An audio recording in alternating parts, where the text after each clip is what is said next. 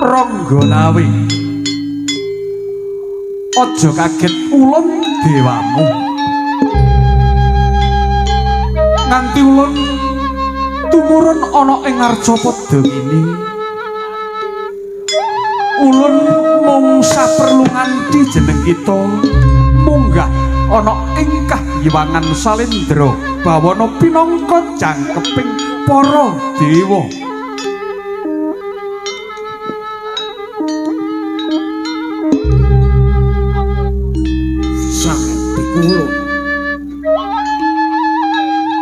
Boten to kula badhe selak bilih kula kabanjut ing kahyuangan nanging duh sang pikulun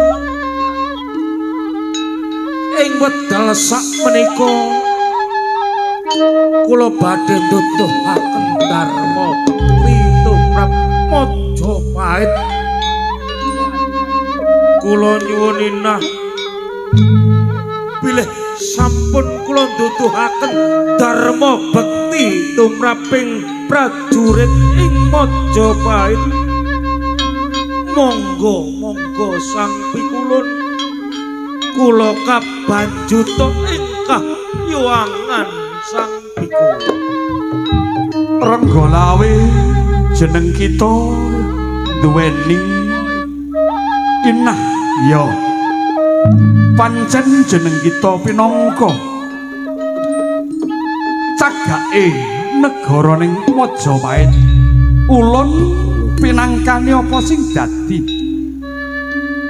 inah nanging mangertenono jeneng kita pikulun kanika putra kados putri ing mangko lamun ta sira perang campuh ana ing Manggalayuda kelawan Guru Bisma Menak Jingga ya kuwi barenging onsating nyawamu pikulun Bathara Narada.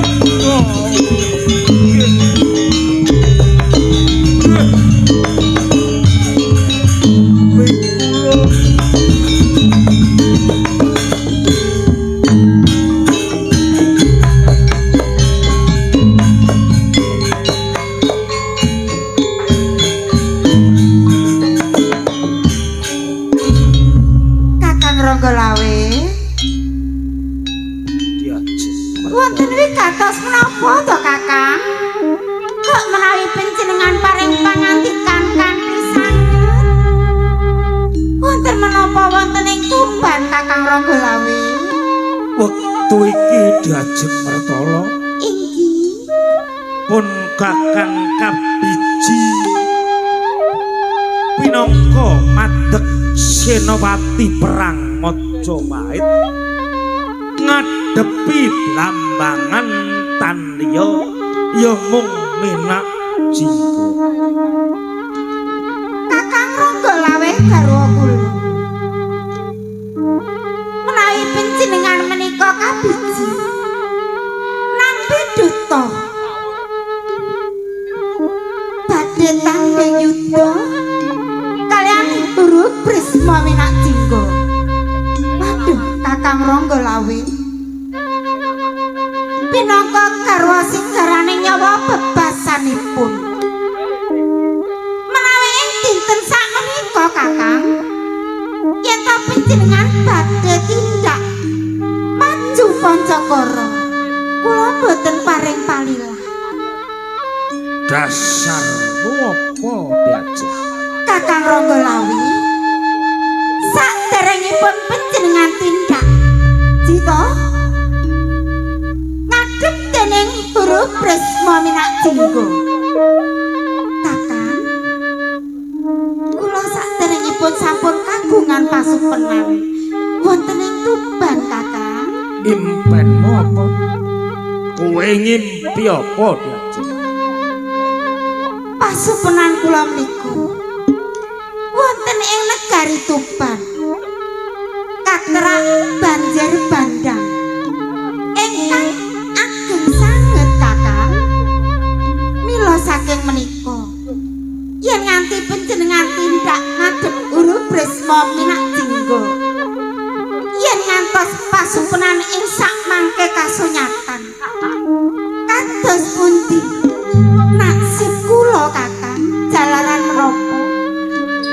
Apa Bertolo? Pasupenan kula menika Kakang Ranggalawe ingkang katut inine kaya banjir bandang.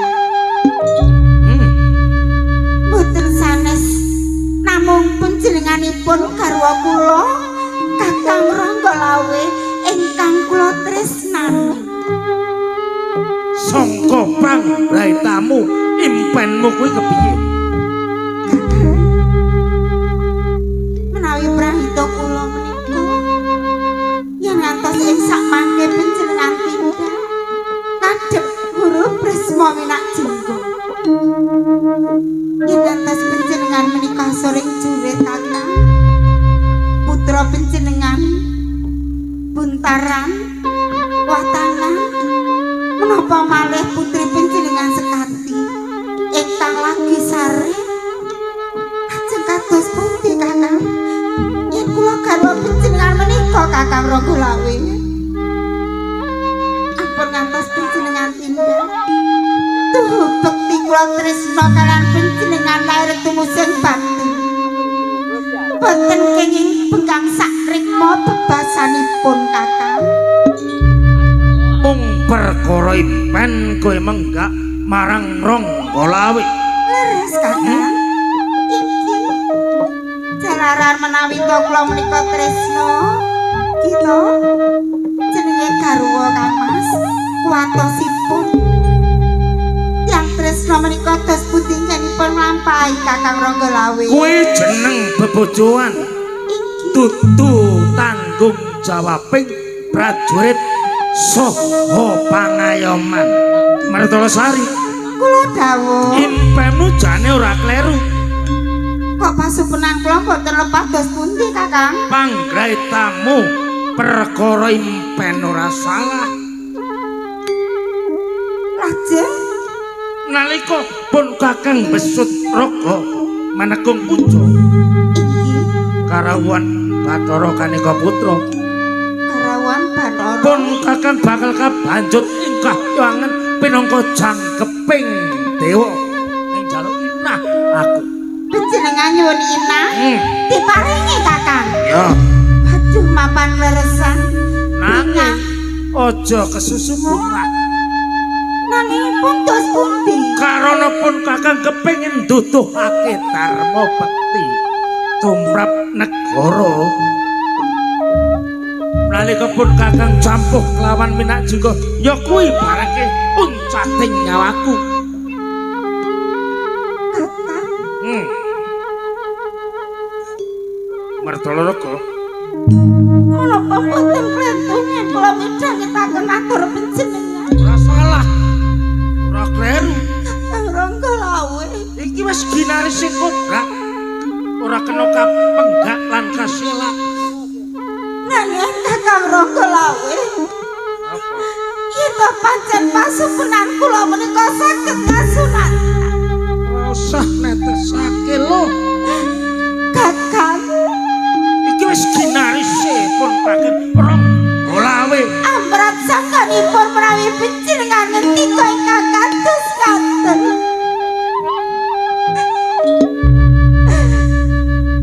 Mulane pun Kakang ngagem busana Kasenopaten wis katulis marang Majapahit kudu Rangga Lawe kang magut yudha ing Rana Mandala. Boten kakang.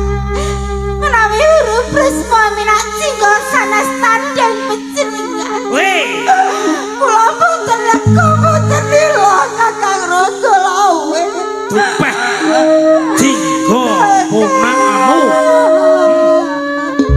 Iki jejering prajurit netepi pranatan ngesti bodolan ngapuran lawan sesanggeman. Kula sampun mangertosi kakang. Wong Somati Kakang Rangga Lawe. Dipun dawuh Kanjeng. ingsun nimbali Sing kedawuh. Kakang menapa panjenengan buka kados ngaten.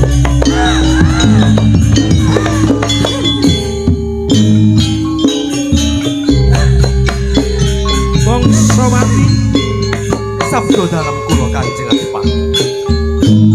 tuwuh pitakon sajroning atimu keneng apa Rangga Lawe nimbali wong Somati ing papan panepek. Wonten wigatos menapa ingkang badhe panjenengan aturaken dumateng kula Kanjeng. Wong Somati Kasinggihan dawuh Majapahit perang kabeh ora ana kang bisa ngentasi gawe. Mula kalungguhan iki Rangga Lawe kadumuk pinangka senopati perang ngadepi Minakjingga ing Blambangan. lajeng kerja panjenengan kados pundi Kanjeng. Mula wong Somati Kasinggihan dawuh jumangkaing Rangga Lawe taratamtu kinanten lan pinayungan song-song tunggul naga. Mula aku njaluk saiki uga jebolen song-song tunggul naga. piyambak tuban Kyai Songsong Tunggul Naga Rangga Lawe. dipun bedol Kanjeng. Ya, Wah, Kanjeng. Boten kakang. Napa mboten kalih ngendikanipun panjenengan ingkang kados mekaten to Kanjeng? Kanjeng. Pundi wonten ing Piyambak Tuban Kyai Songsong Tunggul Naga menika lambang kejayaan wonten ing Kadipaten Tuban. Yen to Songsong Tunggul Naga menika kabedol saking rangkanipun kula kuatos Kanjeng. wadren Kula kuatos Tuban badhe rubuh Kanjeng. kowe iki sampun to kakang. Tuban ora gumantung marang Kyai Songsong Tunggul Naga. Wong Somati Apa panjenengan tega kados ngaten kakang. sira pinangka prajurit kang pinilih pinangka santining Songsong Tunggul Naga. Iji. Dudu merga Songsong Tunggul Naga Tuban bakal makmur. Ayo. Songsong Tunggul Naga mung sarana jebol. Kakang Rangga Lawe. Untuk kesopan panjenengan kados pengaten. Jebol.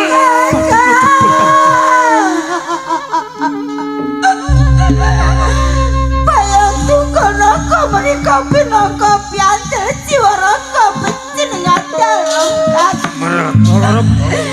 Menawi samangke saged kapedhot. Kakang pundi kula kakang. Waduh Kanjeng. Kyai Songsong Tunggul Naga menika mboten saged medal saking rangkanipun Kanjeng. Menika mertelakaken panjenengan menika mboten sisah tindak wonten ing Kadipaten Blambangan Kanjeng. Ampun dipun bajutaken malih Kanjeng Adipati. Wong sobat Kula dawuh Kanjeng. aku ngerti Ronggolawe ngerti apa kang bakal kedadean iki wis ginar sing gobrak ora kudu ngapselah Mesake sedaya para kawula Kadipaten Tuban Kanjeng Adipati. cacere prajurit lan parampara kudu ngapuran cangklawan sesanggeman wong sobat.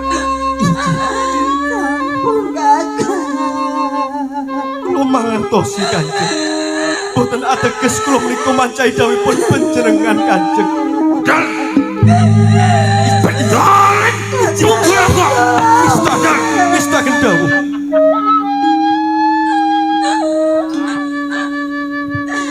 Panjenengan sampun teka saestu kaliyan garwa kula.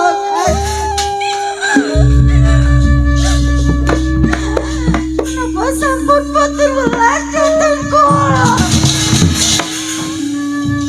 Waduh Kanjeng. Boyo sampun to Kanjeng. Ampun dipun bajutaken malih Kanjeng. Besaken putra putri panjenengan. Nak Mas Buntaran. Nak Mas Watangan ugi nak Mas Sekati Kanjeng. wong sobat Kasih dawuh kula Kanjeng. Kakang Ronggola. Sampun Kanjeng. gue prajurit Isi kula lali prajurit. sumpah apa kowe lali nyawa mbok pelani kanggo apike negara Kula tasih kemutan nalika ngajeng kula andherben janji kalian panjenengan Kanjeng. kowe prajurit kang pinilih pinangka santining Kyai Songsong Tunggul Naga. Keneng apa kowe lho, Kruk? Ringkih kaya kayu gapuk. Kakang Ronggola. Ditekan. Ronggolawe ngerti apa kang bakal kedadean. Ayo mantepno lan nyawijokno jiwamu kelawan Songsong Tunggul. Paman wong Sapati. Aku jaluk kanthi banget kelawan kowe wong Sapati. Yen mekaten Kanjeng. Badhe kula bedol sepindah malih. Pangestu panjenengan ingkang kula suwun Kanjeng. Jaluk tulung kelawan kowe wong Sapati. Iji Kanjeng. Kakang. Paman wong Sapati.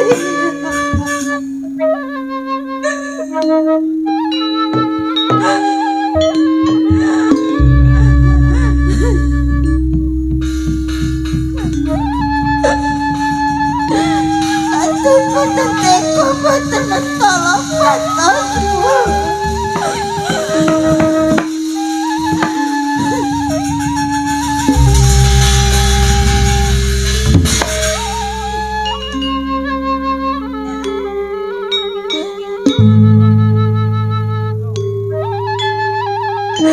Kakang Ronggola. Kasempatan payung tunggal naga. Kapedal dening paman wong Sapati.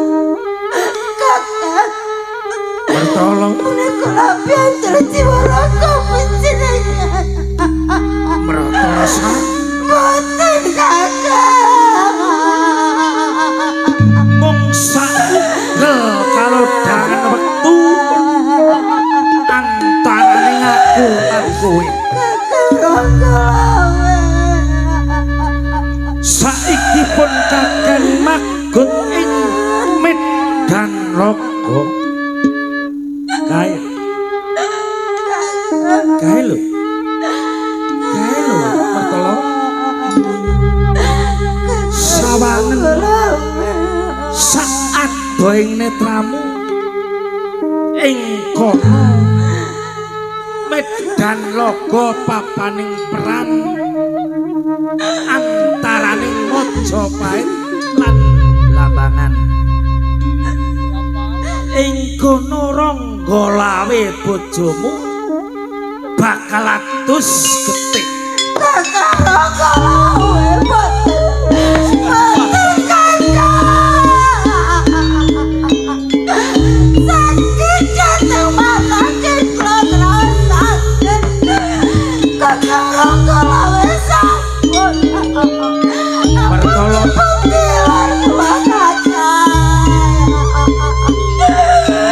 ing sentong taman kaputren kae kalau samang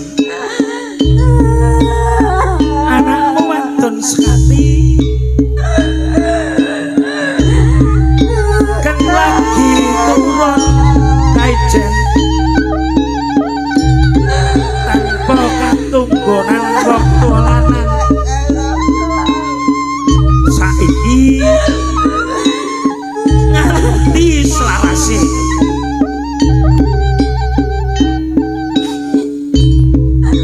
jeneng bapak dan ora bisa apa-apa jaluk no ngapura kelawan anak-anakmu kabeh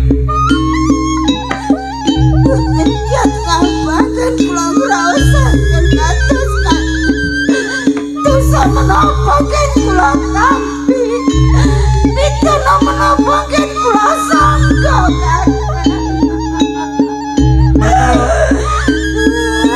nalika bapak ora ana ibu kang paring banyu susu kanggo kamulyan anak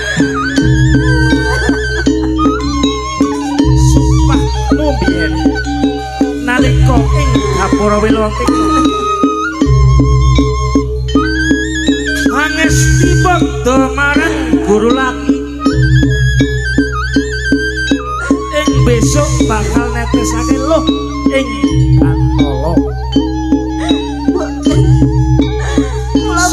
Antala kula boten kersa apa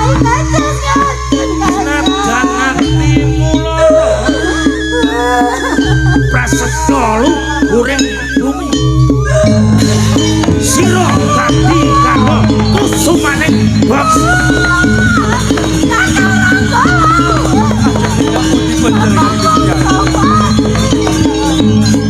ampun ndereke lampahipun Kanjeng Adipati Rangga kula kemawon ndereke lampahipun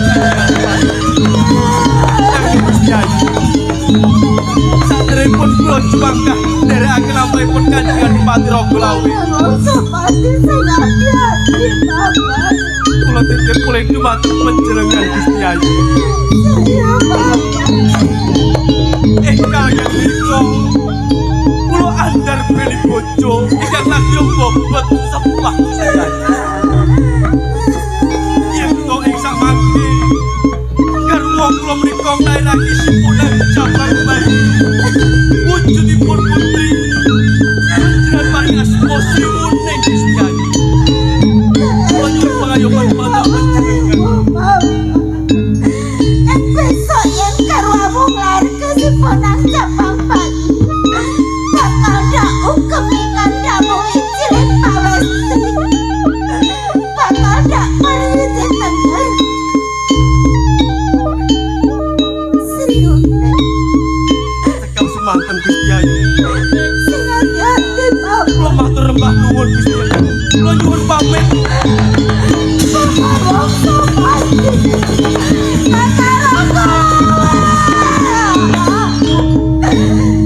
menapa panjenengan kok kados ngaten sampun boten kenging kula boten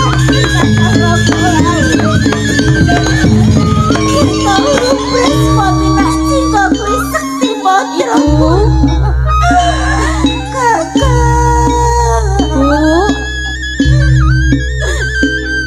Ibu wonten sinten to niki wau Bu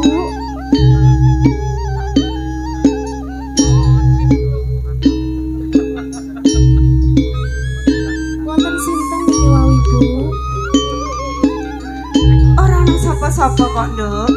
Ibu mau lagi dedolanan nang sajroning taman kok. Ana apa to? Nanging kok netra panjenengan ngelem ngoten to, Ibu? Iku mau ibu lagi kelilipen. Iki lek enek to kembang. Jan ibu mareng resik ning kono kuwi jur ibu kelilipen. Ora apa-apa kok. Nyapa to, Nduk, sekali. Boten panjenengan ngapusi kula nggih, Ibu. Kok ibu ngapusi ora? Panjenengan nangis to, Bu? Ora mbok takon kabeh para kawula ki ibu ya ora nangis. Ibu lagi dedolanan kok ibu ora nangis tenang. Boten panjenengan ngapusi kula lho, Ibu. Saupama ibu nangis, kowe sing ditangisi ya apa? Wong sliramu ki ya wis ngerti dening ibu, wis ngerti dening Rama. Kok dadak tangisan ki napa? Rama pundi, Bu? Rama biasa nindakake kewajiban ana ing kapukuran. Mengko ya wis rampung mesti tindak rene. Boten panjenengan ngapusi kula. Kula wau mireng yen to Rama Apa? maju perang teng Blambangan lho, Ibu. Maju perang ning Blambangan. Nggih. Saupama Rama kowe maju perang ning Blambangan kuwi dur dudu tandine yen guru Bresima minak jinggo. Ora, Rama lagi ngayahi kewajiban. Wis ning omah wae karo ibu. Boten panjenengan ngapusi. Kula badhe nyusul Rama mawon, Ibu. Kula dene Rama, Ibu. Rama. Jebule komaku nggonku kandhang karo lamamu. Sekali. Kare basan kaya apa? Bakal tak memanuk yen dina buri. Sekali. Antara ibu, Ger.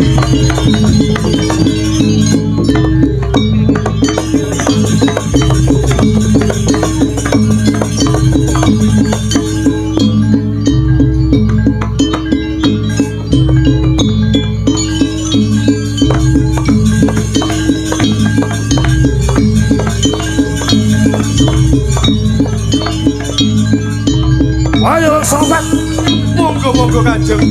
aja penglukro. Magut ing medan logo. Rondo mandala wis cedhak. Ngestaken Kanjeng.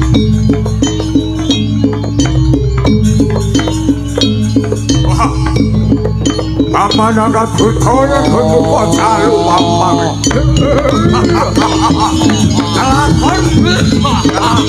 Kelakon. Aku jauh kelawan Jeng Juwita Ratu Bintoro. Menika jinggo. Poso paet wis poso paet yang langkah. Peperangan wis kasoring Menika jinggo. Kula sampe ayo tumuju ana ing Praja Majapahit. Iya. Paman Rangga lawe man. Jenengan sing kang rawuh man. Umbaran Jebul kowe. Kula man. sing gawe ruweting tatanan Majapahit jebul kowe jinggo. Kok kula dadosaken namine awone tatanan wonten ing Praja Majapahit. Liripun menapa nggih man? Nganti pamanmu dhewe Sindura mati ing medan logo sangka paperanganmu. Boten lebat Sindura paman Sindura kasoring jurit kalian kula man. Sangka karepmu nganti saiki Majapahit duta kelawan Rangga lawe pinangka senopati perang Lho ngadepi Minah Jinggaya kowe.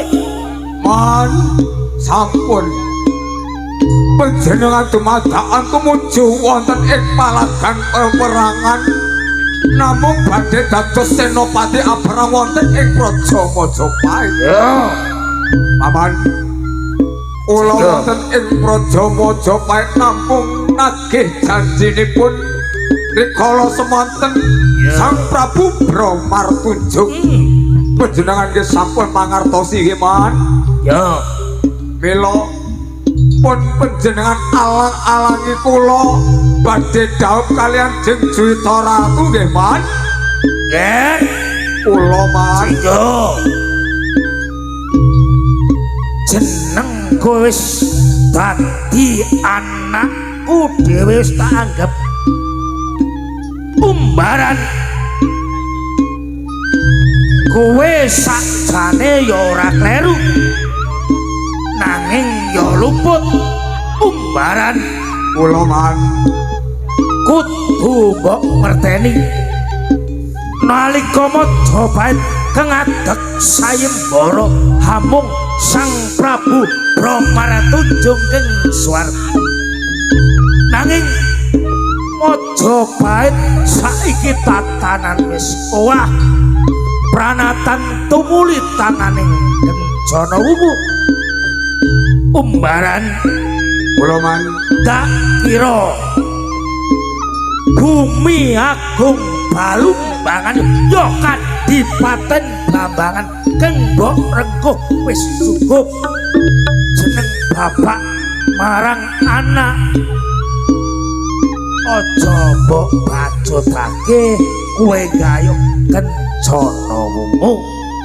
Paman Ragalawe man Umbaran kula nutuhi dumateng menapa ingkang dados darbek kula. Menika sampun dados kanugrahan kula nggih man. Mila panjenengan sampun ngalang-alangi dumateng kersa kula nggih man. Umbaran Kula man saumpama kowe kepengin gayuh Kencana Wungu, pamrih ayune sakake sak liyane Kencana Wungu. boten man. Boten kejawi namung Yahayu Kencana Wungu kula boten man. Bali Boten aja mbok gayuh Kencana Wungu. kejawi nika namung Kencana Wungu lho man. Kersa kula Bali kowe Umbaran. boten Bumi Agung Balumbang cukup kanggo kowe. kirang setunggal nggih man. Kowe gelem bali apa ora? Boten man. Bali, Boten. bali. Ah! Bali. Aduh aman. Kula kuwi dumateng menapa ngendikanipun nalika ruwuhun Anjing Prabu Brahmarpuja nggih man. Mila panjenengan palilahe kula nggih man. Umbaran Kula man aja tupeh kowe puronanku, aku ora iso nesu. Netepi marang darmaning prajurit. Aku siapa? Aku ngelingake sepisan maneh kelawan kowe Umbaran. Jinggo Dole anakku kowe bali ya Dole. boten sepindah malih nggih boten man. Kula boten Bali. kersa. Boten. Ah! Balik. Ananger Kabeh wadon wis ora jingga Kula nggih papan. panjenengan ampun medal kemawon. Bangsane cacing yen to didek mesipun klokat-klokat nang malih manungsa. Suarane sapa iki? Panjenengan paling pajak mawon.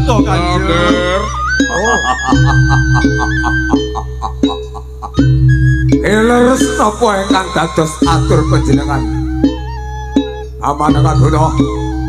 Jinggo. Paman Ragalawe man. Oh. Kula boten badhe selak. Panjenengan senopati perang wonten ing Praja Majapahit.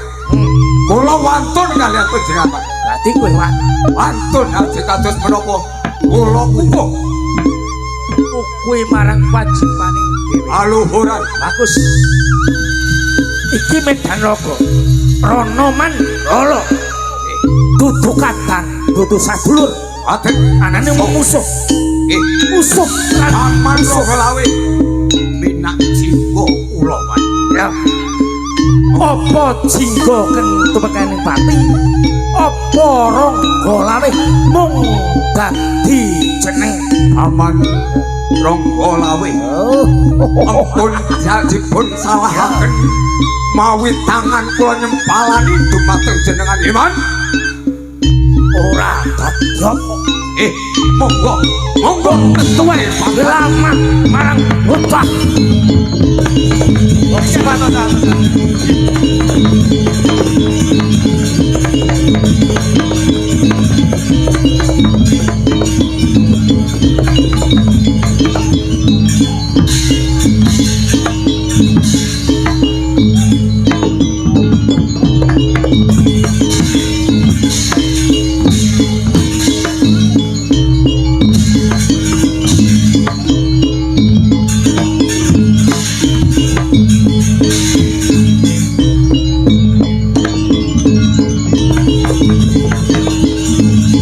Ingkang atos-atos Kanjeng Adipati.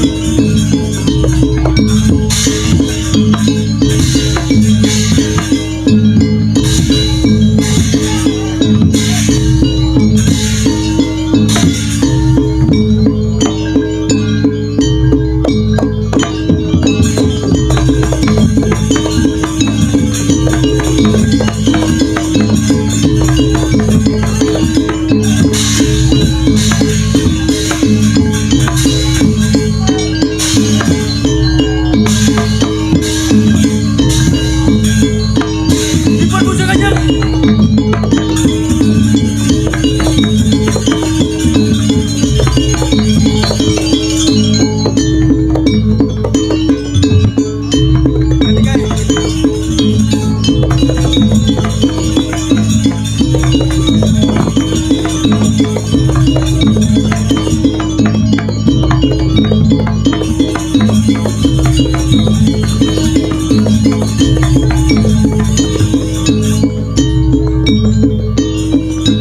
amanangka putra monggo monggo man monggo mundur ke pawon man mundur man Ayo, Angger.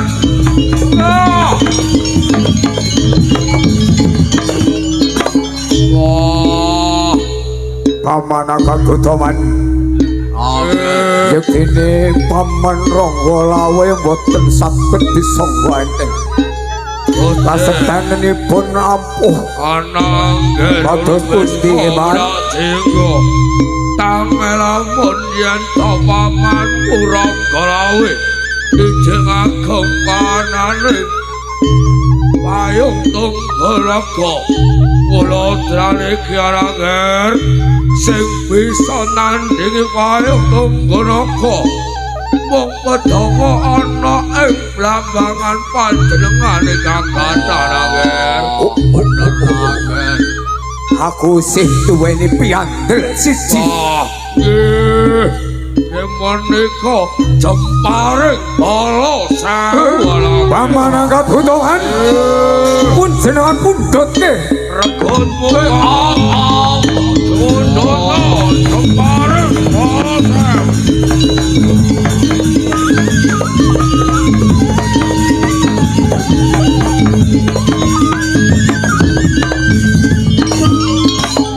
Ono ing pamanangka butuh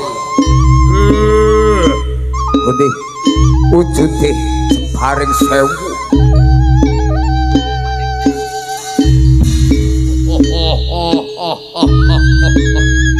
pamanangka butuh renggen muga Kapiager. boten sisah dadak kesuwen paman Ranggalawe badhe kula jemparing nggih Pak. Monggo Aranger, monggo. monggo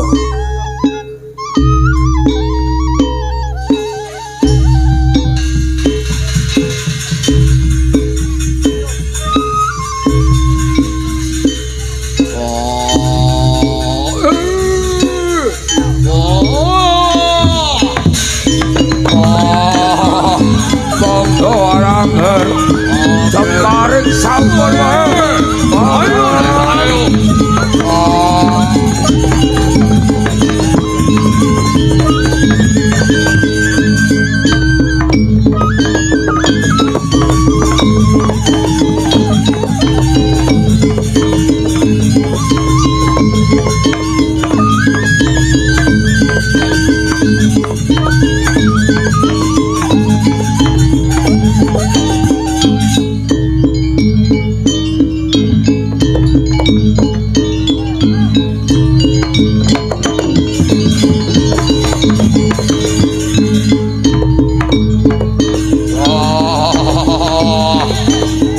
Orang niku wujude jembaring sampun medal pados sirang ora orang.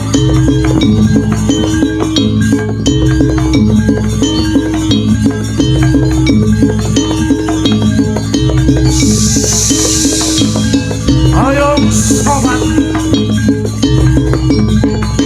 solo nengah ing medan loko Ingkang satu Kanjeng. awas oh pakai jembaring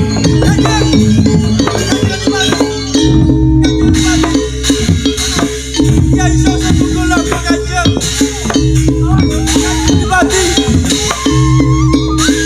Kanjeng Adipati. mati Ya iso tunggu lho sampun kobar Kanjeng. Biar tutupan ya iso tunggu lho kobar Kanjeng.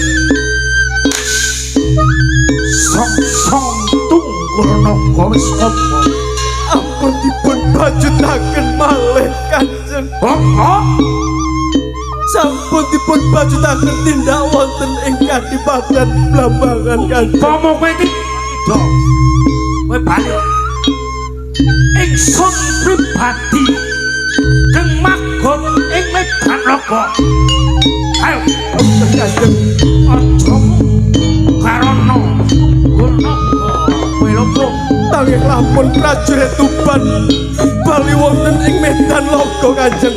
Kanjeng, awas balik Kanjeng. Aduh Kanjeng. Aduh. Aduh Kanjeng. Panas Kanjeng. Aduh, panas Kanjeng. Kanjeng Adipati, waduh kula Kanjeng. Aduh. Panas. Panas Kanjeng. kowe kene panas Menika leres Kanjeng. bali tepat Boten Kanjeng. pan ing panti usada Boten Kanjeng. prajurit Kasihan. duta marang sira senopati bali Kula badhe bali wonten ing Kadipaten Tuban Kanjeng. tambanono tatu Ngestuaken dawuh. Aduh. Panas Kanjeng. ayo bali tambanono tatu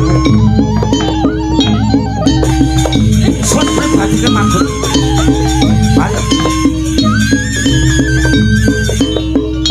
lho wong somati kowe ora bali panas kaya nengah ing balakan wong somati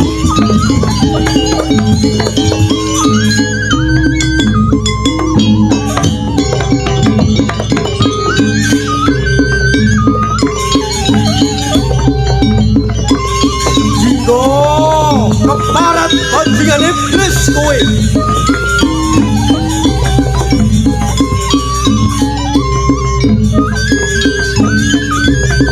Adepono wong Somati Jinggo.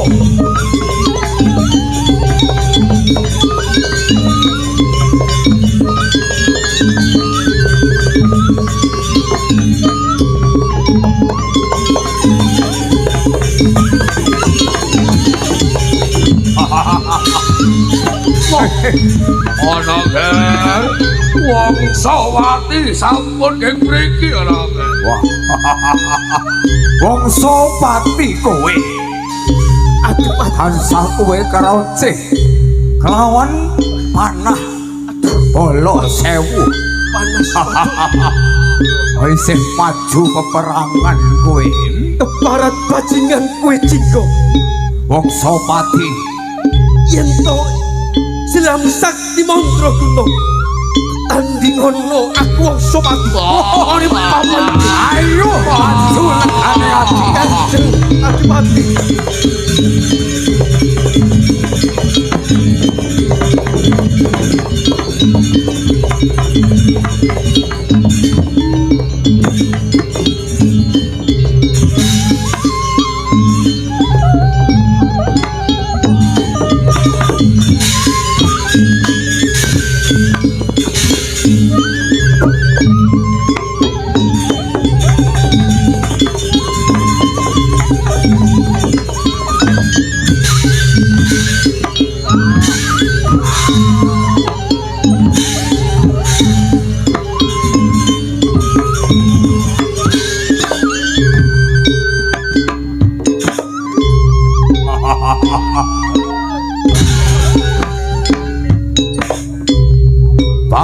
raga lawe. Tasih wantun panjenengan. Monggo dipun bacotaken.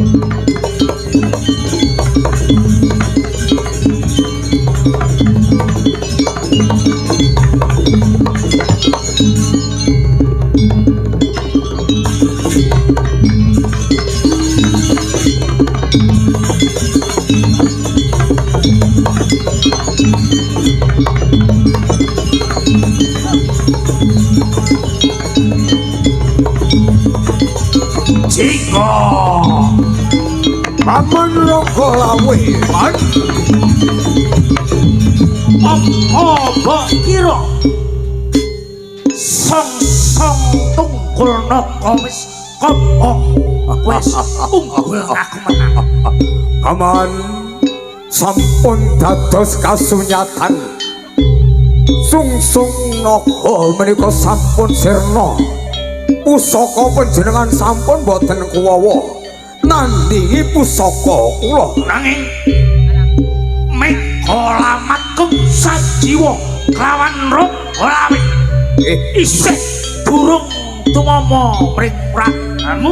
ngoten nggih man Ya monggo ayo dipun bacotaken man. apa kowe apa aku ya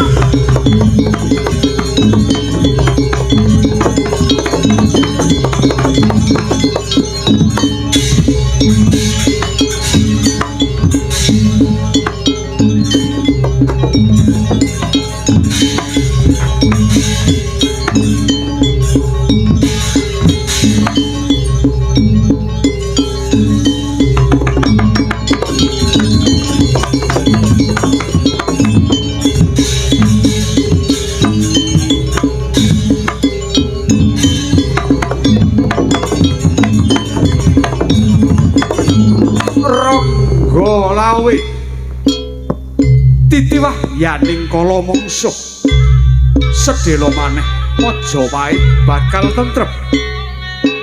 Mula iki dina aja was kuwatir. Ing dina kalungguhan iki ayo ulun kanthi munggah ana ing kahyawangan Salendra bawana minangka jangkeping para dewa.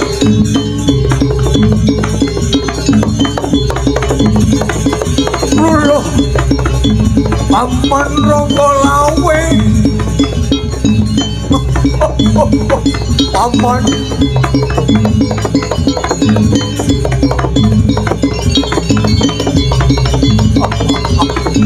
Paman Ranggalawe kula ingkang lepat keman.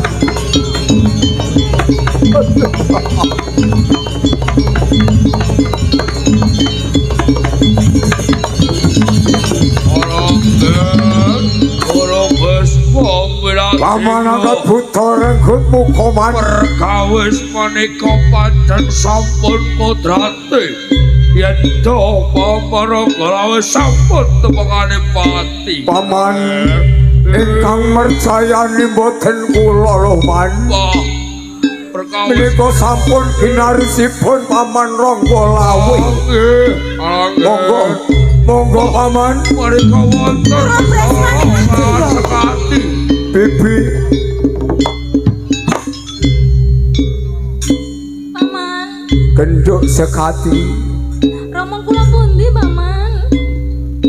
Ramamu wis ora ana ing jagat Janaluka. Ramamu wis ora ana ing papan kene meneh ya genduk. Tegese Boten wonten mriki, Bu. Ramamu wis sirna, wis mati. Kakang Ranggalawe tumekaning pati. Sapa sing mati? Sanes kula Bibi. Guru Bisma boten merjayani Paman Ranggalawe. Terus Menika sampun titiwancinipun inesti. Guru Bisma minak jinggo. Kula dawuh Bibi. Sliramu kandha yen panjenengan ora mateni, jeta wis titiwanci. Seneng atimu. Yen ing dina iki Kakang Ranggalawe ya ta tumekaning palastra. Aku garwane Guru Bisma minak jinggo. Kaluhuran Bibi. Kaya ngapa rasane aku darbeni putra telu. Buntaran watangan siji sekati. Aku ditinggal anak telu, aku dadi rondo. Ditinggal karo aku seneng kowe dulu aku. Bibi. Minak jinggo. Monggo-monggo kula kanthi wonten ing Kadipaten Blambangan nggih Bibi. Guru Prisma minak jinggo. Paribasan karo aku wis tumekaning palastra. Aku ora bakal manut marang sliramu. Yen aku mbok boyong ana ing Blambangan. Ora. Ora Guru Prisma minak jinggo. Mawi kersa panjenengan kados mekaten. Nggih, monggo-monggo Bibi. Paman angkat buta renggut mukoman. Ayo bali.